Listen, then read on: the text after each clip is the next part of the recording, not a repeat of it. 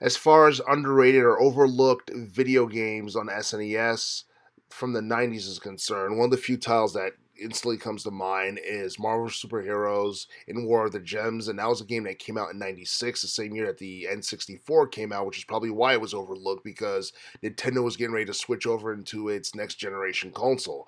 And as far as this game is concerned, a lot of people would probably agree with the fact that this game came out a lot later than it should have. If it came out back in the in the early 90s, sometime between 1990 and maybe 1993, 1994, probably would have been more successful because by the time we got to the mid 90s, a lot of people were getting sick of 2D side scrolling beat 'em up games and more people were turning to 3D realistic gameplay, mainly on the PS1, and basically what Nintendo was getting into with the N64.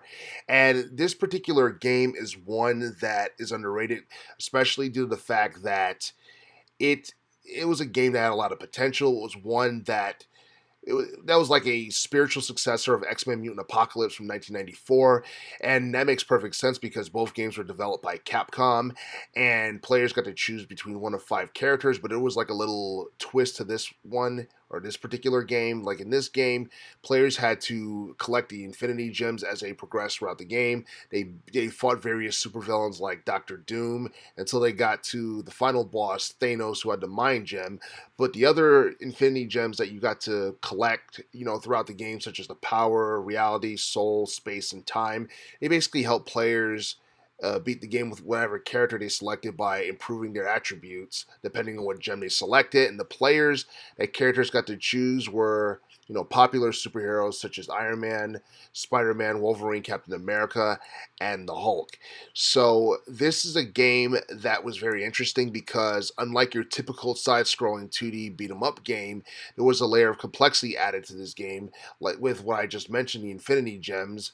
And not only that, it was a bit more challenging because the damage that players took in certain levels would carry over on their health bar. So it was a bit more challenging in that respect because in other video games, beat 'em up video games, when you complete a level and you start another level, basically your bar is, you have full health and basically you have a better chance on completing the level unless you grabbed, items from off the ground that would help you, heal yourself. But this game was one that was that was pretty special, and it was one that looked like it could have been a direct sequel to X Men Mutant Apocalypse, and it looks like one that could have been more popular if it was possibly a two-player game.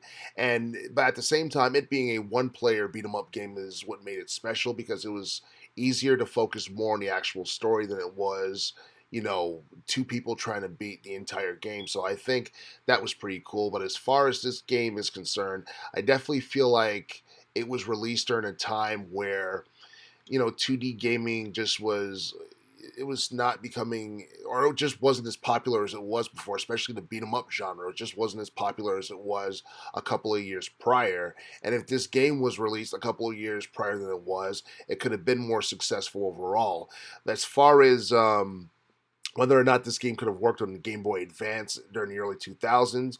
On one hand, in theory, it could have worked in the early 2000s, but on the other hand, it may have been overshadowed by Pokemon and by Mario and all that because that's what was really popular on the 32-bit handheld game system during the time. So Marvel Superheroes and War of the Gems was just a beat 'em up that is underrated, overlooked, and just one that was probably released a couple of years too late.